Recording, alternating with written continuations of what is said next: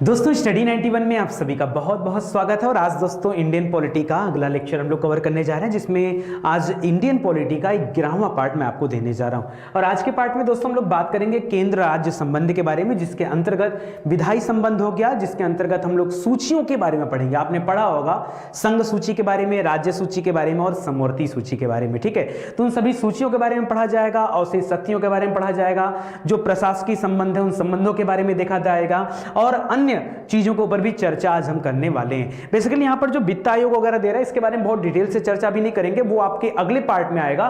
But आज का part जो हमारा है वो केंद्र राज्य संबंध से रिलेटेड टॉपिक है, ठीक है। तो इसको हम लोग कवर करने चाह रहे हैं। बिल्कुल आराम से आप पढ़ते चलिए। आप लोग बहुत जल्दी परेशान हो जाते हैं कि सर आपके वीडियोज नहीं आ रहे हैं। आपको पता होगा कि हमारे स्टडी 91 चैनल पर बहुत सारी दिक्कतें परेशानी आ गई थी, और आप लोगों की नाराजगी जो है सही है, बट आप लोग टेंशन मत लीजिए। मैंने आपसे कहा था ना कि एक एक्सप्रेस बैच है और आपकी तैयारी ये हमारी जिम्मेदारी है। और स्टार्टिंग में आपको ज्यादा टाइम इसलिए नहीं दिया गया कि अगर शुरुआत से आपको ज्यादा समय दिया जाएगा तो अंतिम तक जाते जाते में आपकी स्पीड जो होती है वो बहुत कम हो जाती है। अब आ गया है, और अब अगले 2-3 दिनों में दोस्तों आपके जो टाइम होंगे वो जस्ट डबल हो जाएंगे, ठीक है। मैं कह नहीं रहा हूं, ये समय आ गया। मैंने आपसे पहले कहा था कि अक्टूबर महीने से आपकी कहानी थोड़ी सी अलग सेगमेंट में चलेगी, तो वो उसी तरह से दी जाएगी, ठीक है। तो पॉलिटी आप कवर कर रहे हैं, बहुत ज्यादा वीडियोज नहीं बचा है। मुश्किल से अगले 4 पार्ट में आपकी पॉलिटी क्या हो जाएगी, समाप्त हो जाएगी, ठीक है। और उसके बाद हम लोग ज्योग्राफी पे आ जाएंगे, ठीक है। तो बिल्कुल परेशान मत होइए, बस ऐसे ही आप पढ़ते चलिए, ठीक है। लिख रहा है केंद्र राज्य संबंध। चलिए केंद्र राज्य संबंध के बारे में चर्चा करते हैं। बता रहा है कि देश के शासन के आधारभूत ढांचे के रूप में संविधान के में कौन सी प्रणाली अपनाई गई है, तो परिसंघीय प्रणाली अपनाई गई है। एक बार मैं आपको पूरा पैराग्राफ पढ़ लेता हूं, फिर आराम से डिस्क्राइब करता हूं, ठीक है। केंद्र राज्य संबंधों का विवरण संविधान के अनुच्छेद 245 से लेकर के 293 में निर्दिष्ट प्रावधानों में मिलता है। भारतीय संविधान में न्यायिक शक्तियों का विभाजन नहीं किया गया है। अब एक बात बताओ दोस्तों, इतनी लंबी चौड़ी लाइन इसने तो बता दिया, मैं आपको क्या पढ़ा रहा हूं, केंद्र राज्य संबंध। यानी जाहिर सी बात है कि इस पूरे टॉपिक में आज हम सिर्फ केंद्र और राज्य के बीच में रिलेशन कैसे बनेगा, कैसे मजबूत होगा, कैसे दोनों एक दूसरे को सहयोग देंगे, ठीक है, ताकि ये पूरा का पूरा सिस्टम रन करेगा, आज हम यही पढ़ने वाले हैं, केंद्र राज्य संबंध। इसके बारे में हमारे संविधान में चर्चा भी किया गया है। अनुच्छेद 245 कितना, जो आपके लिए याद रखने वाली बात हो क्या है कि अनुच्छेद 245 से लेकर के 293, कितना अच्छा होता अगर 295 कर दिया होता ना, तो हम डायरेक्ट 45 से 95 याद कर लेते हैं, लेकिन नहीं है, चलो 93 ही सही। तो 293 अनुच्छेद 245 से लेकर के 293 तक में केवल क्या बताया गया है, केंद्र राज्य संबंधों के बारे में बताया गया। ये संबंध कई सारे हिस्सों में बटे हुए हैं, ठीक है। अच्छा दोस्तों, अगर हम बात करें न्यायपालिका की, हमारे देश में जो न्यायपालिका है, जैसे हाई कोर्ट है, सुप्रीम कोर्ट, अगर इसकी न्यायपालिका की बात कर लूं तो आप क्या जानते, क्या ऐसा है क्या कि हर राज्य के लिए न्यायपालिका और संघ के लिए न्यायपालिका अलग है? नहीं यार, सुप्रीम कोर्ट अगर किसी को डायरेक्शन दे दिया, चाहे वो राज्य सरकार हो चाहे वो केंद्र सरकार हो, ये दोनों के लिए न्यायपालिका एक समान है। न्यायपालिका का बंटवारा हमारे देश में नहीं किया गया है। हमारे देश में विधानों का बंटवारा हुआ है, जैसे कि संसद अलग तरीके से विधान बनाता है और राज्यों में अलग तरीके से सरकार चलती है, वहां अलग तरीके से विधान बनाया जाता है, विधान बने नियम, ठीक है, वो होता है। लेकिन न्यायपालिका एक है, न्यायपालिका अलग अलग नहीं। क्या ऐसा है क्या कि देश में केंद्र के लिए अलग न्यायपालिका और राज्य के लिए अलग न्यायपालिका है? ऐसा बिल्कुल नहीं है, ठीक है। तो इसको आप ध्यान दीजिएगा। वही लिख रहा है कि संविधान में न्यायिक शक्तियों का विभाजन नहीं किया गया है। न्यायपालिका का विभाजन नहीं है तो न्यायिक शक्तियों का भी विभाजन नहीं किया गया है। आगे देखिए, कह रहा संघ और राज्य दोनों के लिए एक ही न्यायपालिका विद्यमान है। हमारे देश में क्या है, संघ की बात कर लें चाहे राज्य की बात कर लें, इन दोनों के लिए न्यायपालिका क्या है, सिमिलर है, एक ही है, अलग अलग नहीं है। संघ के पास बहुत से अभिकरण और युक्तियां ऐसी हैं जिनके द्वारा अनेक विषयों पर राज्य पर नियंत्रण किया जा सकता है। सिंपल सी बात है, हमने शुरुआत में पढ़ा था अनुच्छेद 1 में कि भारत राज्यों का संघ है। भारत कैसा संघ है, वो राज्यों को मिलाने से ही भारत का निर्माण होता है। तो अगर राज्यों को मिला के रखना है तो भारत यानी केंद्र सरकार के पास शक्तियां राज्यों की अपेक्षा ज्यादा होनी चाहिए ना। अगर ज्यादा नहीं होगा तो राज्य अलग अलग नहीं हो जाएंगे और राज्यों को अलग नहीं होने देना है। क्यों? ये राज्यों का जो सम्मिलित रूप है यही भारत है। तो अगर ये लाइन लिख भी दिया है कि केंद्र के पास अभिकरण और युक्तियां बहुत ज्यादा हैं, तो इसमें क्या गलत लिख दिया है भाई? इन अभिकरणों और युक्तियों के माध्यम से राज्य पर प्रतिबंध लगाता है, राज्य को नियंत्रित करता है, राज्य को कंट्रोल करता है। और क्यों ना करे, क्योंकि वो केंद्र है ना, तो इतना तो करेगा। आगे लिख रहा है कि परिसंघीय प्रणाली में परिसंघ और इकाइयों के बीच शक्तियों का वितरण किया जाता है। भारतीय संविधान में संघ और राज्यों के बीच इस तरह के शक्तियों का बंटवारा किया गया जो 3 रूप में देखने को मिलते हैं। शुरुआत में ही हम लोग पढ़ रखे हैं कि शक्तियों का केंद्रीकरण ना होने पाए। केंद्रीकरण मतलब सेंट्रलाइज, अगर पावर सेंट्रलाइज हो जाएगा तो लोग उसका दुरुपयोग करेंगे। तो जो शक्तियां होती हैं, शक्तियों के बंटवारे की बात की गई है कि कुछ शक्तियां राज्य के पास, कुछ शक्तियां केंद्र के पास होनी चाहिए। और उसको अगर ध्यान में रखा जाए तो यहां पर 3 प्रकार के संबंध भी देखने को मिलते हैं। एक है विधायी संबंध, दूसरा है प्रशासकीय संबंध, तीसरा है वित्तीय संबंध। ठीक है, क्या क्या है? विधायी, प्रशासकीय और वित्तीय, 3 तरह के संबंध पाए जाते हैं। अगर इन तीनों संबंधों के बारे में अगर आप डिटेल से पढ़ लिए तो आपको केंद्र राज्य संबंध के बारे में सारी बातें पता चल जाएगा। भाई यही 3 काम होते, 3 के बाद चौथा कोई काम नहीं है। विधायी, प्रशासनिक और वित्तीय संबंध होते। चलिए एक एक के बारे में डिटेल से मैं आपको बताता हूं। ठीक है, सबसे पहले बातचीत करते हैं दोस्तों वित्तीय संबंध के बारे में। किसके बारे में? वित्तीय संबंध के बारे में। लिख रहा है कि केंद्र राज्य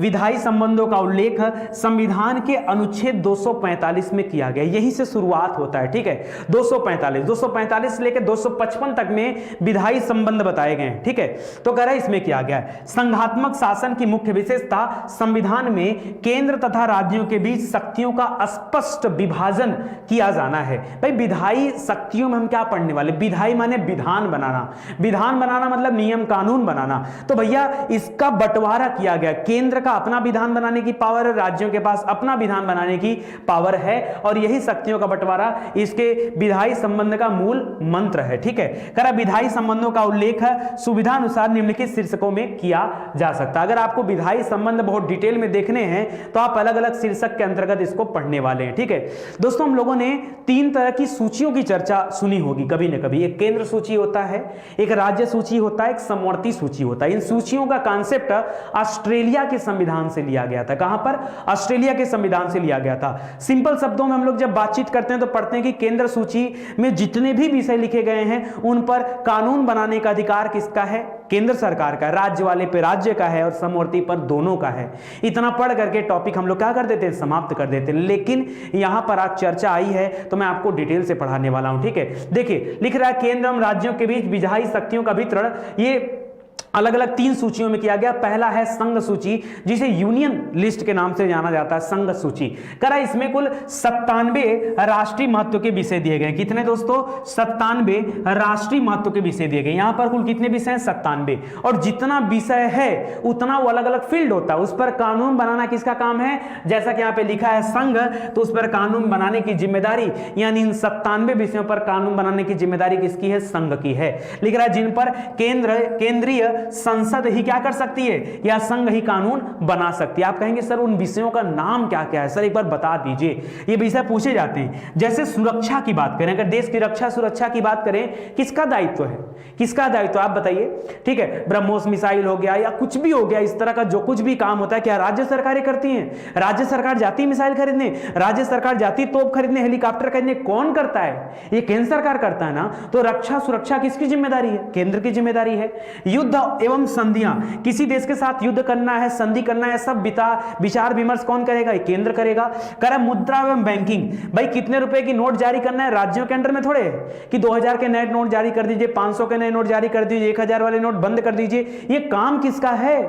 ये राज्य सरकार का काम है क्या? नहीं, ये केंद्र के काम में आता है। तो मुद्रा एवं बैंकिंग। करा भारतीय नागरिकता से संबंधित कानून बनाने का प्रावधान किसका है? केंद्र सरकार के पास है। नागरिकता संबंधित तो जो चाहे वो कानून बना सकती है, आवश्यकता अनुसार अनुच्छेद 11 तैयार खड़ा है उसके लिए मदद देने के लिए। ठीक है, करा रेलवे किसमें आता है? ये संघ सूची का विषय है। वायु तथा जल परिवहन, तीनों तरह के परिवहन इसमें आते हैं। आयात निर्यात शुल्क जो है, इंपोर्ट और एक्सपोर्ट टैक्स जो लगता है वो हो गया। बीमा हो गया, डाक हो गया, टेलीफोन हो गया, कर विदेशी व्यापार हो गया, ये सभी किसके विषय हैं? ये सभी केंद्र सूची के विषय हैं। इन पर कानून बनाने का अधिकार किसका है? केंद्र सरकार का है। इसको आप याद रखेंगे, कुल 97 विषय यहां पर दिए गए। दूसरा लिख रहा है दोस्तों राज्य सूची। राज्य सूची जिसे इंग्लिश में स्टेट लिस्ट का नाम देते हैं, जैसे उसको हम लोग क्या बोलते हैं, सेंट्रल लिस्ट बोलते थे, उसी तरह से इसको स्टेट लिस्ट का नाम दिया जाता है। कह रहा है कि इनमें स्थानीय महत्व के 66 विषय शामिल हैं, ठीक है, जिन पर साधारणतः कानून बनाने का अधिकार किसका है?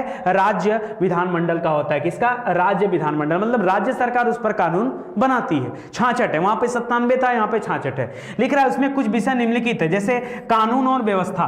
भाई अगर कानून व्यवस्था कभी लचर होता है तो उंगली किस पे उठती है? राज्य सरकार पे। गलती इसकी है, ठीक है, तो राज्य सरकार हो गया यहां पर, ठीक है। लिख रहा है सार्वजनिक स्वास्थ्य, उस राज्य में स्वास्थ्य संबंधी जितनी चीजें होती है राज्य सरकार का विषय है। स्वशासन ये राज्य सरकार का विषय है। जेल, पुलिस, कृषि, सिंचाई, न्याय, ये सब किसका विषय? ये राज्य सरकार के विषय में आता है या राज्य सूची में आता है। तो इस पर सारा कुछ बनाने का कॉन्सेप्ट किसका होता है? वो राज्य सरकार का होता है। लेकिन जरा याद रखेगा, देखिए यहां पर लिख रहा है कि आपातकालीन घोषणा होने पर, मान लीजिए देश में क्या लग गया? आपातकाल लग गया। लिख रहा आपातकाल घोषणा होने पर विशेष परिस्थितियों में राज्य सूची के विषयों पर संसद कानून बना सकती है। सपोज करो पूरे देश में आपातकाल लग गया, ऐसे में अगर कोई कानून बनाना है तो वहां पर राज्य सरकार कानून नहीं बनाएगी। क्यों? क्योंकि आपातकाल लगने पर समस्त देश में केंद्र का शासन आ जाता है, राष्ट्रपति शासन लग जाता है। ऐसे समय में संसद ही कानून बना सकती है, ठीक है। ये तो कंडीशन दे रहा है, ऐसे कंडीशन आपसे पूछे जाते हैं परीक्षा में, तो ध्यान दीजिएगा। लिख रहा संविधान के 42वें संविधान संशोधन जो हुआ था 1976 में, उसके द्वारा राज्य सूची के विषय में थोड़ा फेरबदल किया गया था। मतलब इधर का उधर, उधर का इधर, ऐसा करके एक फेरबदल किया गया था जो आपका 42वां संविधान संशोधन था 1976 में, उसमें हुआ था, ठीक है। लिख रहा शिक्षा को उठा करके कहा गया एजुकेशन ये केवल राज्य का काम नहीं है, इस पर केंद्र को भी फोकस करना और राज्य को भी फोकस करना, जिसको दोनों के लिए रख दिया गया। तो जहां पर दोनों कानून मिल बांट कर बनाते हैं, मिल बांट कर उस पर नियंत्रण करते हैं, तो उसको कहा जाता है समवर्ती सूची। तो शिक्षा को उठा के समवर्ती सूची में भेज दिया गया। इसी तरह से वन को उठा के, इसी तरह से माप तौल को, जंगली जानवरों तथा पक्षियों की रक्षा को, इन सभी जो सूची में लिस्टेड थे, इन सभी विषयों को कहां रख दिया गया? समवर्ती सूची में डाल दिया गया, ठीक है। और समवर्ती सूची में एक नया विषय भी ऐड किया गया, जनसंख्या नियंत्रण तथा परिवार नियोजन। एक नया विषय यहां समवर्ती सूची में क्या किया गया? जोड़ा गया। मतलब कुछ को अलग से राज्य सूची से ला करके समवर्ती में ऐड किया गया और एक नया विषय भी जोड़ा गया। कभी आपसे परीक्षा में पूछ सकता है कि 42वें संविधान संशोधन के द्वारा नया विषय कौन सा जोड़ा गया, तो क्या बताएंगे? जनसंख्या नियंत्रण और परिवार नियोजन को जोड़ा गया था, ठीक है। करा इसी कारण गणना की दृष्टि से राज्य सूची में विषयों की संख्या घट करके 62 हो गई है, ठीक है।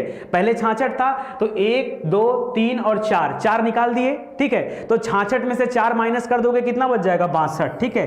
तो अभी उसको कहा जाता है कि 62 हो गया राज्य सूची में, और समवर्ती सूची में अब इसकी संख्या कितनी हो गई? 52। लेकिन संवैधानिक दृष्टि से स्थिति वही है, 66 वाला ही कॉन्सेप्ट लेकर चला जाता है जो कि मूल संविधान में वर्णित था, ठीक है। बात आती समवर्ती सूची। समवर्ती सूची मतलब कानून बनाना दोनों का काम हो गया, संघ का और राज्य का दोनों का काम हो गया, तो समवर्ती सूची कहा गया। इसे इंग्लिश में कॉन्करेंट लिस्ट का नाम देते हैं। जैसे वहां पर सेंट्रल लिस्ट था, फिर स्टेट लिस्ट था, और तीसरे नंबर पे आ गया कॉन्करेंट लिस्ट। समझ में आ रहा है? आएगा ना? कोई दिक्कत हो तो बताइए, उसे बता नहीं सकते हैं, बट हाँ कमेंट करिए और चिंता मत करिए और नाराज भी मत होइए, ठीक है। नाराज होने का कोई वजह नहीं है, पहली बार पेड क्लास लॉन्च किया गया है, तो ऐसे में जो है थोड़ी समस्याएं आती हैं, ठीक है। और उसको थोड़ा सा मैनेज करिए, आप सभी मैनेज करेंगे तो आपके लिए ज्यादा अच्छा रहेगा, ठीक है। चलिए आगे देखिए, लिख रहा है इन सूची के विषयों पर केंद्र तथा राज्य दोनों कानून बना सकते हैं, परंतु किसी विषय पर यदि संसद और राज्य के विधानमंडल द्वारा बनाए गए कानूनों में विरोधाभास होता है तो क्या होगा। अच्छा एक बात बताओ, मान लो किसी कानून को लेकर के लड़ाई हो गया, बहस हो गई केंद्र और राज्य में, किसका माना जाए? आपका दिल क्या कहता है, किसको माना जाए? आप कहोगे सर केंद्र का माना जाए, केंद्र सर बड़ा है, इज्जत वाली बात है, बस हो गया उत्तर। किसको माना जाएगा? केंद्र को। तो याद रखिए संसद द्वारा बनाए गए कानून ही मान्य होते हैं। क्या क्या बहुत बड़ी बात लिख दी इसमें जो आपको नहीं समझ में आ रहा है? हाँ, कोई कठिन बात लिख दिया, कठिन कुछ भी नहीं, आप ध्यान दीजिए। करा मूल संविधान में राज्य सूची में 47 विषय थे, बाद में बढ़कर के 10 और बढ़ गए 57 विषय हो गए। ठीक है, ठीक है, सॉरी, राज्य सूची में बाद में 66 थे, घट करके 52 हो गए थे। मूल संविधान में 47 से कहानी शुरू हो गई थी। ठीक है, तो इसको देखिएगा। चलिए, करा इस सूची में प्रमुख विषय कौन कौन से हैं? समवर्ती में यहां कुछ गलत लिख रहा है, समवर्ती ही रहेगा। ठीक है, करा राष्ट्रीय जलमार्ग हो गया, परिवहन, ये सभी समवर्ती सूचियां हैं। राष्ट्रीय जलमार्ग, परिवहन नियोजन, जनसंख्या नियंत्रण, समाचार पत्र, कारखाना, शिक्षा, आर्थिक और सामाजिक योजनाएं, ये सभी समवर्ती सूचियां हैं। ठीक है, वहां पर राज्य सूची नहीं। राज्य में तो हम लोग जो 66 से 62 कर लिए थे वही आप लेके चलिएगा। ठीक है, उसके बाद वाला जो आया वो आपका समवर्ती सूची है। ठीक है, चलिए, एक चौथे नंबर पे आता अवशिष्ट शक्तियां। अवशिष्ट शक्तियां लिख रहा है कि इसको रेजिडुअल पावर्स कहा जाता है। जिन विषयों का उल्लेख, अच्छा कुछ ऐसा भी हो सकता है दोस्तों, आपको नहीं लगता, मान लीजिए कोई ऐसा विषय आ गया जिसका उल्लेख ना तो संघ में है, ना राज्य सूची में, ना समवर्ती सूची में, तो क्या करेंगे भाई? अगर कोई ऐसा विषय नया आ जाता है जिसकी चर्चा न संघ में, न राज्य में, न समवर्ती में है, तो उस पर कानून बनाने का अधिकार सिर्फ और सिर्फ किसको होगा? संसद को होगा। भाई बड़ा ही है ना, तो यही अपना देखे क्या हिसाब किताब करना है। तो इसको अवशिष्ट शक्तियां कहा जाता है। तो परीक्षा में पूछता है कि अवशिष्ट शक्तियों पर कानून बनाने का अधिकार किसका है, तो क्या बताएंगे? बताइए, संसद का है। किसका है? संसद। क्यों? क्योंकि अवशिष्ट शक्तियां कहने का तात्पर्य है कि वो चीजें ना तो संघ सूची में है, ना ही राज्य सूची में है, और ना ही समवर्ती सूची में है। ठीक है, इसलिए ऐसा कहा गया। करा हमारे संविधान में अवशिष्ट शक्तियों के निहित करने के बारे में कनाडा के पूर्व दृष्टांत का अनुसरण किया गया। भाई ये पावर कहां से लिया गया? अवशिष्ट शक्तियों का प्रावधान हमारे संविधान में कहां से लिया गया है? तो कनाडा के संविधान से लिया गया है। और शक्तियों का बंटवारा वो भी कहां से लिया गया है? वो भी कनाडा के संविधान से लिया गया है। ठीक है, कनाडा याद रखेगा, इंपॉर्टेंट है। कनाडा की राजधानी ओटावा है। करा कोई विषय शक्ति के अधीन आता है या नहीं, इस बात का निर्णय कौन करेगा? न्यायालय करेगा। भाई कोई बात किस शक्ति के अधीन आता है, किसमें नहीं आता है, इसका निर्णय न्यायालय के ऊपर रखा गया है। चलिए आगे बढ़ते हैं। करा राज्य सूची के विषयों पर केंद्र के कानून बनाने की शक्तियां। दोस्तों कई बार ऐसा देखा गया, आपातकाल वाली कंडीशन को छोड़ भी दिया जाए। आपातकाल में तो मान लो भाई केंद्र शासन आ जाता है, राष्ट्रपति शासन आ जाता है, तो वहां पर राज्य विधानमंडल कानून नहीं बनाते, वहां पर तो संसद बनाती। लेकिन उसके अलावा भी केंद्र सरकार को पावर दिया गया है कि वो राज्य सूची के विषय पर कानून बना सकती है। लिख रहा है कैसे? करा संविधान के द्वारा संसद और राज्य विधानमंडलों में विधायी शक्ति का विभाजन किया गया, लेकिन संसद को निम्न परिस्थितियों में राज्य सूची के विषय पर भी कानून बनाने की शक्ति प्राप्त है। वैसे तो इन जनरल क्या होता है, राज्य सूची के विषय पर कानून राज्य सरकार ही बनाती है, लेकिन कुछ परमिशन यहां पे दिया गया। जैसे कहा गया, जब मुद्दा राष्ट्रीय हित का आ जाए, देश हित की बात कर रहे हैं, तो राष्ट्रीय हित के मुद्दे पर अगर यह मुद्दा आ गया तो वहां पर कानून कौन बनाएगा? संसद। लिख रहा है यदि राज्यसभा अपने उपस्थित तथा मतदान करने वाले सदस्यों के 2/3, ठीक है, यानी यहां सामान्य बहुमत नहीं है, यहां विशेष बहुमत है, से यह प्रस्ताव पारित कर दे कि राष्ट्रीय हित को ध्यान में रखकर संसद राज्य सूची में वर्णित विषयों पर कानून बनाए, ऐसा पास हो जाए राज्यसभा के द्वारा, तो संसद राज्य सूची में वर्णित विषय पर कानून बनाती है। लेकिन कब? जब राष्ट्रीय हित का मुद्दा हो और प्रस्ताव विशेष बहुमत से पारित हो जाए, यानी 2/3 बहुमत से पारित हो जाए, तब कानून बना सकती, नहीं तो नहीं। लिख रहा है संसद द्वारा इस प्रकार के निर्मित कानून 1 वर्ष की अवधि के लिए क्या होता है? प्रवर्तनीय होता है। और इसके बारे में बताया गया अनुच्छेद 249। दोस्तों मैं तो कहता हूं इसको अपने शरीर पर ऐसे गुथवा लो, 249। क्यों? परीक्षा में बहुत ज्यादा पूछा जाता है। ठीक है, तो याद रखेगा यह राज्य सूची के विषय का मुद्दा है, जब केंद्र सरकार क्या करती है? खड़े होकर कानून बनाती है। अगला देखिए, पहला तो हो गया जब राष्ट्रीय हित की बात आ जाए। दूसरा लिख रहा है जो आप पढ़े, करा आपात की उद्घोषणा के अधीन, यदि आपातकाल लग गया है तब तो राज्य सरकार नहीं बनाएगी, केंद्र ही बनाएगी। वही लिख रहा है, करा आपातकालीन घोषणा के दौरान, यानी चाहे 352 लगा हो राष्ट्रीय आपातकाल, चाहे 356 लगा हो संवैधानिक तंत्र की विफलता, चाहे 360 लगा हो वित्तीय आपातकाल, इन सभी कंडीशन में, चाहे कोई भी आपातकाल हो, इन सभी कंडीशन में संघ के सभी राज्य की समस्त विधायी शक्तियों पर भारतीय संसद का अधिकार हो जाता है और अब भारतीय संसद ही कानून बनाता है। करा इस घोषणा की समाप्ति के 6 माह बाद तक संसद द्वारा निर्मित कानून पूर्णतः लागू रहेंगे, ऐसा अनुच्छेद 250 में कहा गया है। ठीक है, इसको भी याद रखेगा, इंपॉर्टेंट है। आगे बढ़ते हैं। कह रहा राज्यों के विधानमंडलों द्वारा इच्छा प्रकट करने पर, मान लीजिए राज्य विधानमंडल खुदे कह रहा है, ठीक है, कि हम कानून नहीं बनाएंगे, इस पर कानून कौन बना ले, केंद्र सरकार ही बना ले, ठीक है। तो जब वो खुद बुला रहा है तो चाहो बना दो, ठीक है। तो लिख रहा है कि जब 2 या 2 से अधिक राज्यों के विधानमंडल संघ की सरकार से राज्य सूची के किसी विषय पर कानून बनाने की प्रार्थना करें तो संसद कानून बना सकती है, और ऐसा अनुच्छेद 252 में कहा गया है।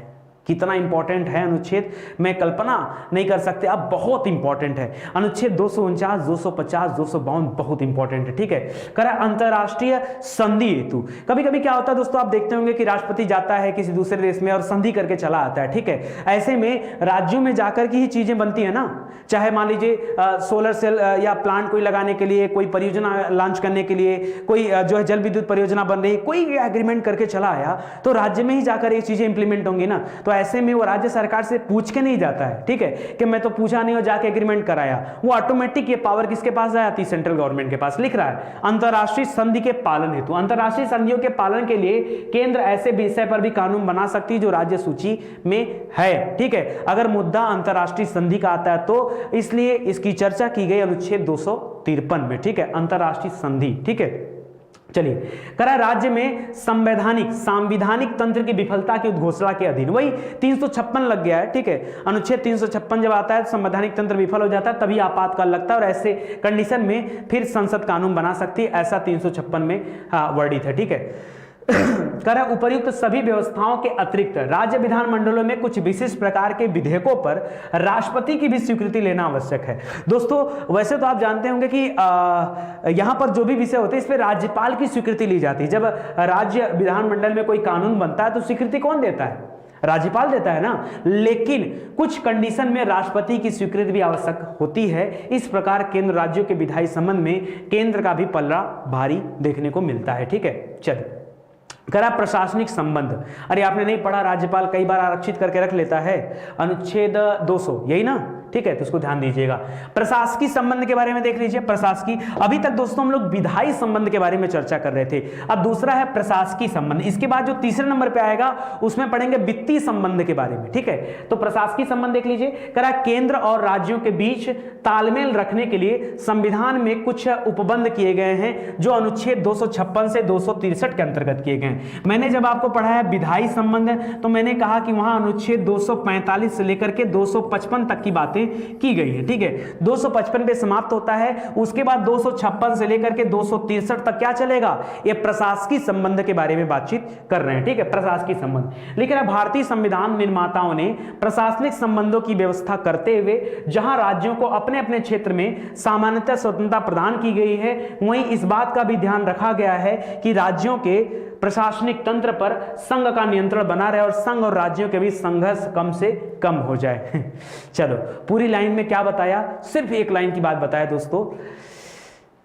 3 तरह के संबंधों में विधायी संबंध यानी कानून बनाना, विधायी मतलब कानून बनाने से संबंधित तथ्यों के बारे में चर्चा करने के बाद अब हम पहुंच चुके हैं प्रशासनिक संबंध पर। प्रशासनिक संबंध माने क्या होता है, पहले आप ये समझ लो। जैसे विधायी माने होता है कानून बनाना, वैसे प्रशासनिक माने होता है प्रशासन करना, यानी जो कानून बना है उसको कैसे जो है अपने लाइफ में इंप्लीमेंट किया जाए, उसको करवाने के लिए प्रशासन बना होता है। जैसे अगर मैं प्रशासनिक व्यवस्था के बारे में बात करूं तो जो आईएएस हैं, जो पीसीएस हैं, एसपी हैं, थानेदार हैं, कोतवाल हैं, ये लोग क्या करते हैं, ये लोग प्रशासनिक व्यवस्थाएं ही तो बना रहे हैं, ठीक है। तो उन्हीं प्रशासनिक संबंधों के बारे में यहां बताया गया, ठीक है, जिसके बारे में 256 से लेकर 263 तक में चर्चा करेंगे। एक एक लाइन अब ध्यान समझिए।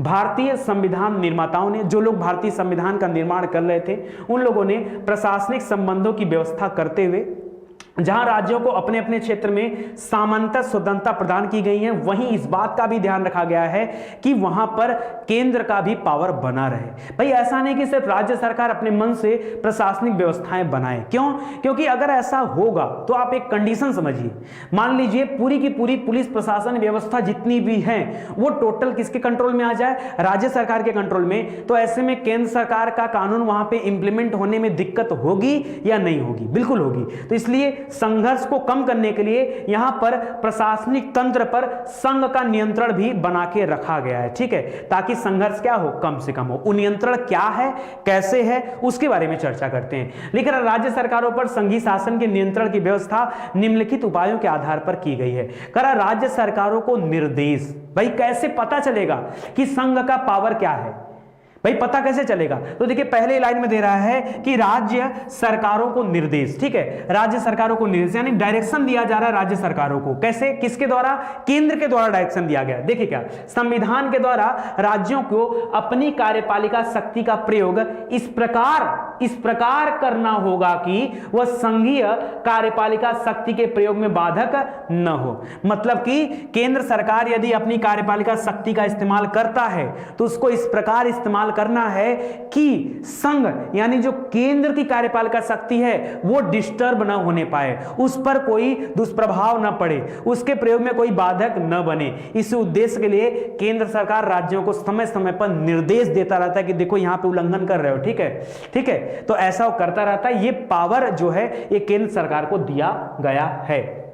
संघीय कार्यों को राज्य सरकारों को सौंप करके, ठीक है, कभी कभी क्या होता है संघीय कार्य जो होते हैं वो राज्य सरकार को सौंप दिया जाता है, ठीक है, यानी अपना काम उठाकर किसको दे दिया गया, राज्य सरकार को दे दिया गया, करो, ठीक है, ये पावर का ही इस्तेमाल कर रहे हैं ना, ठीक है। तो लिख रहा है राज्य सरकार की सहमति से राष्ट्रपति उस सरकार को किसी भी विषय से संबंधित संघ के कार्यपालक कृत्यों को सौंप सकता है, ठीक है। तो दोस्तों यहां पर सौंपने का कार्य है। अगला लिख रहा है दोस्तों यहां पर देखिए और डिस्क्राइब करके लिख रहा है 285(1) में राष्ट्रपति किसी भी संघीय कार्य को पूरा करने का आदेश राज्य सरकार को या उसके अधिकारियों को दे सकता है। बदले में इस कार्य को करने में जो भी खर्च आएगा कौन देगा? अच्छा बात बताओ दोस्तों, काम किसका है? केंद्र का है, तो खर्चा कौन देगा? केंद्र देगा। अरे जैसे मान लीजिए आपका काम है तो खर्चा आपका, आपके पिताजी ने कोई काम दे दिया कि बेटा जाओ ये काम कर लाओ, ठीक है, तो खर्चा कौन देगा? पिताजी देंगे। क्यों? काम किसका? पिताजी का। हो गया यार, वही बात तो दे रहा है। आप लोग पता है, आप लोग इन जनरल सोचते नहीं हो, यहां पे बहुत ज्यादा कुछ कॉन्फ्लिक्ट वाली बात ही नहीं है, एकदम सिंपल सी बात की गई है कि भाई केंद्र सरकार अपने दायित्वों को किसको सौंप सकता है? राज्य सरकारों को सौंप सकता है। सौंप तो दिया, खर्चा आएगा कौन पे करेगा? सरकार पे करेगी, केंद्र सरकार पे करेगी, ठीक है। आगे देखिए अखिल भारतीय सेवाएं, करा संविधान संघ तथा राज्य सरकारों के लिए अलग अलग सेवाओं की व्यवस्था करता है, अलग अलग सेवाओं की व्यवस्था करता है। जैसे दोस्तों आपने सुना होगा यूपीएससी के बारे में, आपने सुना होगा यूपीपीएससी के बारे में। इसको पढ़ते हो तो पढ़ते यूनियन पब्लिक सर्विस कमीशन, और इसको पढ़ते हो तो पढ़ते Uttar Pradesh public service commission. दोनों में अंतर क्या है दोस्तों? जो आईएएस होता है वो यहां से बन करके जाता है और जो पीसीएस होता है वो यहां से बन करके जाता है। ये कभी ये वाली संस्था आईएएस नहीं बना सकती, ठीक है, और ये वाली संस्था पीसीएस नहीं बना सकती। एक सिंपल सा अंतर होता है, वो अंतर आज इसी टॉपिक से संबंधित है। याद रखिए केंद्र सरकार क्या करती है? जहां से नियुक्तियां करती हैं वो है यूपीएससी, और राज्य सरकारें जहां से नियुक्तियां करती हैं वो है राज्य लोक सेवा आयोग। अब राज्य में उत्तर प्रदेश लोक सेवा आयोग हो गया, बिहार लोक सेवा आयोग हो गया, राजस्थान लोक सेवा आयोग हो गया, मध्य प्रदेश लोक सेवा आयोग हो गया, ये अलग अलग लोक सेवा आयोग है। लेकिन सेंट्रल की बात करेंगे तो सिर्फ एक है, सिर्फ क्या है? एक है यूनियन पब्लिक सर्विस कमीशन, यानी संघ लोक सेवा आयोग। संघ, उसके आगे वर्ड लगा है संघ, तो वही लिख रहा है कला अखिल भारतीय सेवाएं, कला संविधान में संघ तथा राज्य सरकारों के लिए अलग अलग सेवाओं की व्यवस्था की गई कि नहीं? ये है ना, तो ये की गई है करा। लेकिन कुछ ऐसी सेवाओं की भी व्यवस्था करता है जो संघ और राज्य सरकारों दोनों के लिए सामान्य है, जिन्हें अखिल भारतीय सेवा कहा जाता है। इसके बारे में आगे हम लोग पढ़ेंगे अनुच्छेद 312 में, ठीक है, आगे चर्चा करूंगा अनुच्छेद 312 की, तो वहां हम लोग डिटेल से देखा जाएगा। फिलहाल थोड़ा बहुत मैंने डिस्क्रिप्शन यहां दे दिया है। करा जिनके विद्यमान उदाहरण है भारतीय प्रशासनिक सेवा, भारतीय पुलिस सेवा, ठीक है, या फिर अखिल भारतीय सेवाएं सीधे 312 में आ गई। इन सेवाओं के अधिकारियों पर संघीय सरकार का विशेष नियंत्रण रहता है। इसी प्रकार आगे देखिए सहायता अनुदान, ठीक है, अभी हम लोग प्रशासनिक संबंध के बारे में देख रहे हैं। सहायता अनुदान लिख रहा है केंद्रीय सरकार राज्यों की वित्तीय आवश्यकताओं की पूर्ति के लिए उन्हें आर्थिक सहायता प्रदान करती है। यह सहायता देते समय केंद्रीय सरकार राज्य सरकारों को आवश्यक निर्देश और आदेश भी देती है। भाई जरूरत पड़ने पर केंद्र सरकार ही राज्य सरकारों का जो है वो करेगा ना, हेल्प करेगा। जैसे आप हैं और आपके पिताजी हैं, तो भाई कभी क्या हो जाए, कभी परेशानी में पड़ जाए, समस्या में आ जाए, तो आपकी मदद कौन करेगा? पिताजी करेंगे। तो ऐसे राज्यों को अगर किसी चीज की आवश्यकता होती है तो उसको पूर्ति करने की जिम्मेदारी केंद्र सरकार की होती, लेकिन उस समय वो आवश्यक दिशा निर्देश और आदेश भी दे सकते हैं। ठीक है, अनुदान देते समय संघ राज्यों पर कुछ शर्तें लगाकर उनके व्यय को भी नियंत्रित कर सकता है। जैसे पिताजी आपको पैसे दे रहे हैं तो आपको डांट डपट कर आपके खर्चे कंट्रोल करने के लिए वो बोल सकते हैं। बस वही चीजें हैं यहां पर। ठीक है, उपयुक्त के अलावा केंद्र निम्नलिखित साधनों द्वारा राज्य पर नियंत्रण रखता है, और वो नियंत्रण कैसे रखता है तो 2-3 चीजें और बता दूं। ठीक है, उसके बारे में देख लीजिए। जैसे अंतरराज्यीय परिषद, अंतरराज्यीय परिषद के बारे में दोस्तों अनुच्छेद 263 में बताया गया। ये जो प्रशासनिक संबंध हम पढ़ रहे हैं ये 256 से स्टार्ट हुआ है। ठीक है, और पढ़ते चलिए। करा है 263, इसमें बता रहा है अंतरराज्यीय परिषद। अंतरराज्यीय मतलब इंटर स्टेट काउंसिल की बात कर रहा है। इंटर स्टेट मतलब 2 राज्यों के बीच में ये काम करेगा। जैसे इंटरनेशनल होता है ना, 2 देशों के बीच में काम करता है, वैसे यह इंटर स्टेट काउंसिल है जिसके बारे में अनुच्छेद 263 में बताया गया। करा इसका गठन का प्रावधान भी यहां पर किया गया है। करा इसकी स्थापना 1990 में किया गया था, और प्रधानमंत्री इस परिषद का क्या होता है, अध्यक्ष होता है। राष्ट्रपति 6 सदस्यों को इसमें मनोनीत भी करता है अलग से। करा यह परिषद संघीय व्यवस्था, और ये बहुत इंपॉर्टेंट लाइन दे रहा दोस्तों, जरा याद करिएगा। करा यह परिषद संघीय व्यवस्था और केंद्र राज्य संबंधों को सुचारू रूप से संचालन करने के लिए एक विचार मंच देता है। ठीक है, राज्यों को भी इंक्लूड करता है प्लस केंद्र के साथ भी व्यवस्था बना के रखता है, याद रखेगा। परिषद के प्रतिदिन के कार्य हेतु एक अस्थायी सचिवालय की स्थापना भी की गई है, तो इसको भी आप ध्यान रखेंगे। जल संबंधी विवाद, दोस्तों कई बार आप देख रहे होंगे कि नदियों के जल को लेकर के बहुत सारे राज्यों में क्या होता है, लड़ाइयां होती हैं। ठीक है, वहां पर विवाद उत्पन्न हो जाता है। तो लिख रहा है कि संसद या विभिन्न राज्यों के बीच नदियों आदि के जल प्रयोग, विवरण नहीं होगा, यहां पे वितरण होगा। ठीक है, नदियों का जल का वितरण होगा, वितरण और नियंत्रण के लिए कानून बना सकती है। तो जल संबंधी विवादों का निपटारा यहां पे किया जाता है। राज्यपालों की नियुक्ति, कर राष्ट्रपति ही राज्यपालों की नियुक्ति राज्यों में करता है ताकि राज्य पर केंद्र सरकार का पावर या नियंत्रण बना रहे। आपात उद्घोषणा, इसके बारे में पहले ही बता चुका हूं तो भी याद रखिए। उपर्युक्त तथ्यों से स्पष्ट होता है कि राज्यों पर केंद्र का नियंत्रण है। यदि राज्य सरकारें केंद्र द्वारा दिए गए निर्देशों का पालन करने में असमर्थ रहती हैं या पालन करने में उपेक्षा बरतती हैं, मतलब जो केंद्र ने कहा उसका उल्टा काम राज्य सरकारें कर रही हैं, तो उन्हें केंद्र की सलाह पर राष्ट्रपति द्वारा बर्खास्त किया जा सकता है और वहां पर राष्ट्रपति शासन लगाया जा सकता है। आपने देखा होगा कई बार कई राज्यों में, जम्मू कश्मीर में कई बार जो राष्ट्रपति शासन लगाया गया। ठीक है, और भी कई बार ऐसे सिचुएशन बन जाते हैं जैसे पश्चिम बंगाल में, कर्नाटक में, कि वहां राष्ट्रपति शासन लगाए जाने की अनुशंसा होती है। तो केंद्र सरकार यदि चाहे तो ये चीजें कर सकती हैं, तो इसको याद रखेगा। अगला टॉपिक है दोस्तों वित्तीय संबंध। ठीक है, वित्तीय संबंध 245 से लेकर के 255 तक हम लोगों ने पढ़ा विधायी संबंध के बारे में। किसके बारे में? विधायी संबंध के बारे में। फिर 256 से लेकर के 263 तक में हम लोगों ने पढ़ा प्रशासनिक संबंध के बारे में। किसमें? प्रशासनिक। अब दोस्तों 264 से लेकर के 291 तक में क्या पढ़ेंगे? वित्तीय संबंधों के बारे में पढ़ेंगे। और ये पूरा का पूरा केंद्र राज्य संबंध है, ये 293 तक पढ़ने वाले हैं। ठीक है, अभी 2 लास्ट में और बचेंगे। देखिए करा अनुच्छेद 264 से लेकर के 291 में केंद्र और राज्यों के मध्य राजस्व स्रोत यानी पैसा कहां से आएगा, जो इनकम स्रोत, उसका स्पष्ट विभाजन किया गया है कि केंद्र और राज्यों के बीच में वित्तीय यानी पैसे को लेकर झगड़ा ना हो, तो उसका बंटवारा कैसे किया गया वो एक बार देख लेते हैं। राज्य और संघ के बीच में लिख रहा है कि संघ, ध्यान दीजिएगा, संघ के प्रमुख राजस्व स्रोत। अगर पहले तो आपको ये जानना पड़ेगा कि संघ को इनकम कहां से होती है और राज्य को इनकम कहां से होती है। लिख रहा है कि संघ को इनकम कहां से होती है? सीमा शुल्क से होती है, उत्पाद शुल्क से होती है, निगम कर। निगम कर दोस्तों याद रखेगा ये संघ की सबसे बड़ी इनकम है।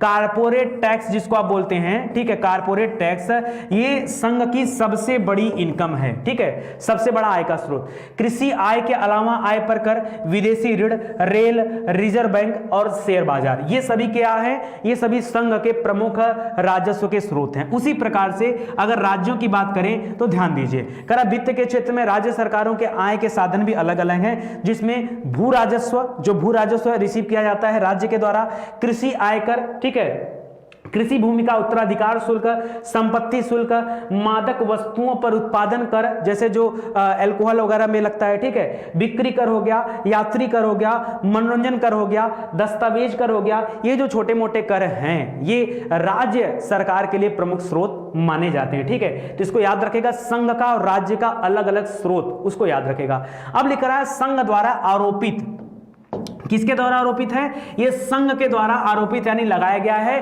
कि लेकिन वसूलने का कार्य राज्य के द्वारा किया जाता है। भाई लगाया संघ ने, जैसे कई बार ऐसा होता है ना, आपके पिताजी आपसे बोलते हैं कि जाओ फलाना व्यक्ति से पैसा लेकर चले आओ, तो जरूरत पैसा की किसको है? पिताजी को, लेकिन वसूलने कौन जा रहा है? आप जा रहे हैं, ठीक है। बस वैसा ही काम है, यहां पर आरोपित किया गया संघ के द्वारा और वसूलने का कार्य कौन कर रहा है? राज्य सरकार कर रही है। कर रहा है कि जैसे विनिमय पत्र हो गया, ठीक है, अब तो इसका कम होता है, बिल्स ऑफ एक्सचेंज का नाम सुना होगा, वो हो गया, वसीयत हो गया, हुंडी हो गया, चेक हो गया, इस पर लगने वाला जो स्टाम्प शुल्क है, जो दवा है, ठीक है, यानी मेडिसिन जो है, मादक द्रव्यों पर लगने वाला जो कर है, औषधि एवं प्रसाधन सामग्री पर लगाए गए कर हैं, ये संघ द्वारा आरोपित होता है लेकिन राज्य के द्वारा वसूला जाता है। तो इसको भी याद रखेगा, परीक्षा में यह भी पूछा जा सकता है। संघ द्वारा आरोपित तथा एकत्रित किए जाने वाले लेकिन राज्य में वितरित किए जाने वाले कर, संघ आरोपित भी करता है, संघ बटोरता भी है, लेकिन बट जाता है दोनों में, हिस्सा दोनों का लग जाता है, राज्य का भी हिस्सा आ जाता है और केंद्र का भी हिस्सा आ जाता है। वसूलने का काम, लगाने का काम संघ को, सारा मेहनत संघ का, और राज्य को बैठे बैठे फायदा हो रहा है, यानी गजब का है, घर बैठे बैठे खाना मिल रहा है, ठीक है। देखो लिख रहा है, करा उत्तराधिकार कर, ठीक है, जब आपका उत्तराधिकार ट्रांसफर होता है, ठीक है, किसी भी व्यक्ति की मृत्यु के बाद सारी संपत्ति उसके नीचे जो उत्तराधिकारी होते हैं उनको चला जाता है, करा उत्तराधिकार कर हो गया, जो संपत्ति कर हो गया, जो समाचार पत्र कर है, जो रेल भाड़ा वगैरह है, माल भाड़ा, भाई रेलवे पटरी उसके राज्य में भी तो है, तो वो सब हो गया, उस पर कर हो गया, रेल हो गया, समुद्र या वायु मार्ग द्वारा लिए जाने वाले माल या यात्रियों पर जो सीमा कर है, ये सभी संघ द्वारा वसूला जाता है, लगाया जाता है, लेकिन राज्यों में भी वितरित किया जाता है, ठीक है। तो उस आधार को आप याद रखेगा, इंपॉर्टेंट है।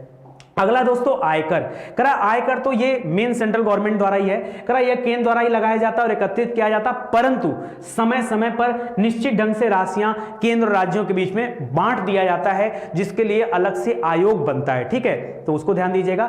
राज्यों को अनुदान, अनुदान मतलब सब्सिडी दिया जाना, ठीक है। तो अगर राज्यों को अनुदान, करा संविधान में अनुच्छेद 275 के अनुसार, किसके अनुसार? अनुच्छेद 275 के अनुसार जिन राज्यों को संसद विधि द्वारा अनुदान देना निश्चित करे, मतलब संसद क्या करे, कोई कानून बना दे कि इस राज्य को अनुदान दिया जाना है, तो उन राज्यों को अनुदान दिया जाएगा। यह अनुदान पिछड़े वर्गों के उत्थान और अन्य विकास योजनाओं को पूरा करने के लिए दिया जाता है। आपने कई बार देखा होगा कि बहुत सारे राज्यों के लिए फंड आता है, सभी राज्यों के लिए नहीं आता है। जहां पर जो पिछड़े राज्य हैं, जहां पर कुछ बनाना है, वहां के लिए फंड आता है, तो जब फंड आता है तो राज्यों में बांट दिया जाता है। तो ऐसे में सभी राज्य नहीं कह सकते हैं भाई हमारे लिए फंड नहीं आया, ये केंद्र सरकार में जो संसद है ना, वो वहां पर विधि बनाती है कि किसको फंड दिया जाना है, वहां निर्णय होता है।